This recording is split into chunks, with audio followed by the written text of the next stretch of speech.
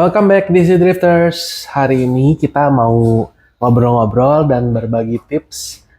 Sekalian kita mau unveiling kita punya setup board yang baru dan mungkin berbagi gimana cara kita biasa setup mobil kita.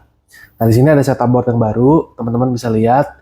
Ini khusus untuk 124. Terus udah gitu kita sesuaikan buat keperluan kita biasa untuk setting mobil atau chassis 1:24 khusus untuk drift. Di sini kita pakai chassis saya yang saya biasa pakai. Terus teman-teman bisa lihat di sini setup board yang baru itu ada beberapa fitur. Ada 2 tambahan fitur, yaitu ada angle-nya. Ini ada dari mulai 15 derajat, 30, 45, 50, 65, 90. Nah, ini ada 2 kiri kanan, nanti kita akan bahas gimana cara pakainya. Udah gitu, fitur yang selanjutnya itu ada grid-nya. Nah, grid-nya ini buat apa? Nanti teman-teman bisa lihat kita pakai buat apa. Oke, kita mulai ya teman-teman. Nah, untuk chassis yang saya pakai ini, biasanya saya tuh mulai nyeting dari belakang dulu teman-teman.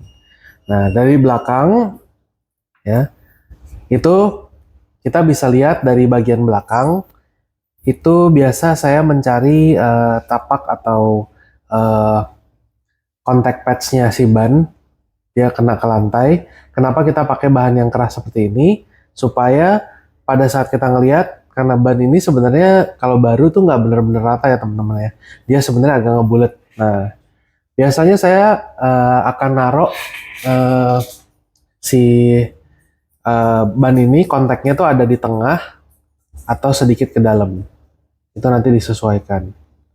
Nah, dari situ kita biasa kita pastiin dulu sebelum kita ngecek contact patch-nya atau cambernya di sini. Itu kita biasa sesuaikan sama lebarnya si bodi mobil. Kita atur dulu si panjangnya dari bawah, lalu kita atur linkage atasnya. Nah, linkage atas ini bisa akan efek dengan yang namanya camber gain-nya teman-teman. Camber gain itu adalah gimana si mobil pada saat dipencet itu cambernya akan berubah teman-teman. Ada camber gain yang dia jadi minus, ada yang malah jadi plus atau 0. Itu semua tergantung tinggi korelasi tinggi antara linkage atas ini bagian luar dan dalam. Nah, itu nanti lebih detail lagi mungkin kita akan bikin video selanjutnya. Tapi hari ini kita berbagi secara general aja teman-teman gimana cara pakainya. Nah, kalau udah selesai bagian belakangnya ini, kita udah setting camber-nya. Biasa kita lihat toe-nya juga ya teman-teman ya. Toe-nya biasanya dari 0 derajat sampai 4 derajat kurang lebih. Nggak banyak-banyak. Kalau terlalu banyak soalnya biasanya juga kurang enak. Nah, sekarang kita ke bagian depan nih. Nah, fitur-fitur yang baru ini biasanya akan banyak kepakai untuk setting ban depan teman-teman. Nah, ban depannya itu yang nomor 1 seperti tadi di belakang, itu kita adjust dulu, atur lebarnya itu kalau bisa biar bagus, kita samakan dengan si body, lebar body ini. Nah, kalau saya biasanya yang saya atur bagian atasnya dulu teman-teman. Atasnya sudah pas di ujung bodinya biar bagus. Biasanya agak masuk ke dalam, kurang lebih 2 milian gitu, supaya lebih enak dilihat. Nah, dari situ kita atur cambernya teman-teman. Nah, atasnya ini nomor 1 kita make sure panjangnya udah sama dulu. Cari titik poin yang paling diem antara titik biasanya saya dari dalam baut ini atau dari luar sini ke ball end, karena ball end kan yang ketemu ke rod end, ke knuckle ya teman-teman.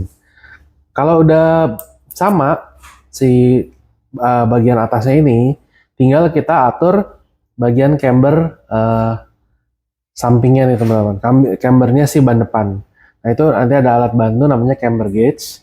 Itu kita bisa sesuaikan. Nah, itu camber itu macam-macam teman-teman. Tapi ada beberapa trik kalau teman-teman nggak punya camber gauge, mungkin ada beberapa trik yang bisa teman-teman gunakan. Tapi saya harus tekankan, make sure dulu ukuran atasnya ini udah sama. Jadi tinggal atur bawahnya teman-teman. Nah, caranya tuh gimana? Biasanya yang saya pakai adalah fitur barunya ini yang 45 derajat ya teman-teman. Jadi bannya depannya itu kasarnya kan dia bergerak bisa dari lurus sampai bener-bener patah. Atau bilanglah kita buletin jadi 90 derajat. Walau nggak sampai bener-bener 90 derajat mestinya teman-teman. Nah kalau berarti 90 derajat ya dia bergerak, tengahnya kan 45 nih teman-teman. Kalau saya biasanya rule of thumb untuk basic setup saya, itu saya atur chassisnya ini, saya paralelin sama garis 45, kurang lebih seperti ini. Lalu bannya kita luruskan, kita paralelin sama gridnya ini teman-teman. Nah ini kita samain seperti ini teman-teman. Kalau udah sama, dari atas ini akan kelihatan teman-teman. Di 45 derajat ini ada dua kriteria yang saya cari. Satu, dia harus paralel toe-nya teman-teman.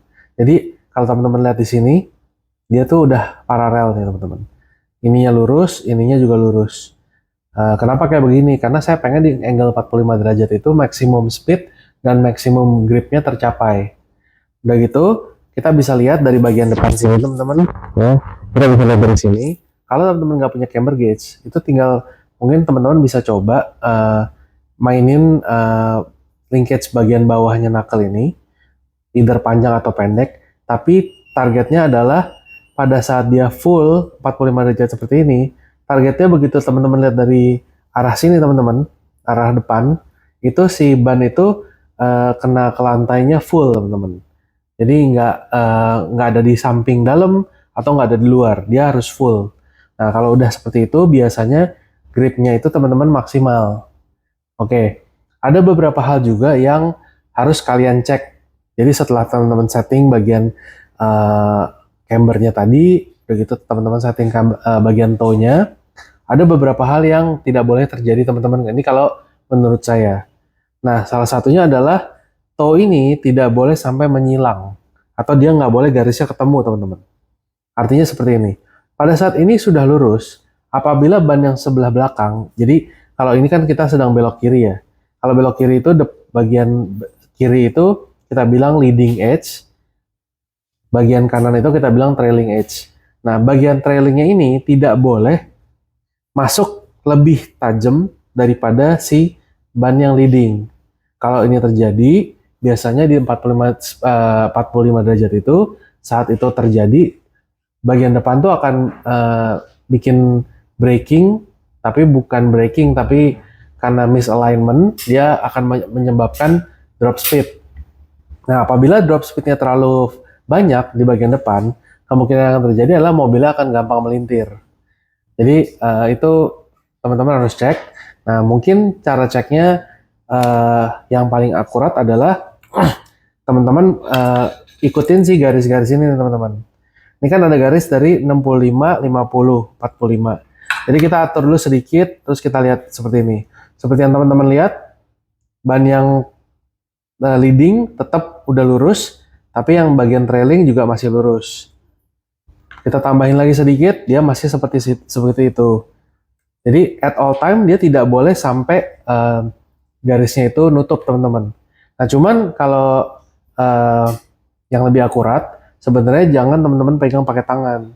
Lebih akurat itu pada saat teman-teman udah taruh seperti ini, gerakin bannya itu udah pakai remote ya teman-teman. Jadi kita coba sebisa mungkin kita ratain, lalu kita lihat. Nah ini biasanya kalau tarik menariknya dengan si remote kadang-kadang suka agak beda lah hasilnya. Jadi yang lebih akurat pakai remote dicek. Tapi untuk basic teman-teman bisa lihat seperti ini, ditahan, terus dilihat seperti ini nih. Trailingnya itu pokoknya nggak boleh sampai dia over gitu. Nah kalau lihat teman-teman ini kan udah aman ya. Nah ini biasanya setup yang saya pakai. Kalau teman-teman ada kesulitan setting, boleh WhatsApp kami atau Instagram kami. Nanti kita akan coba bantu untuk jawab. See you next time.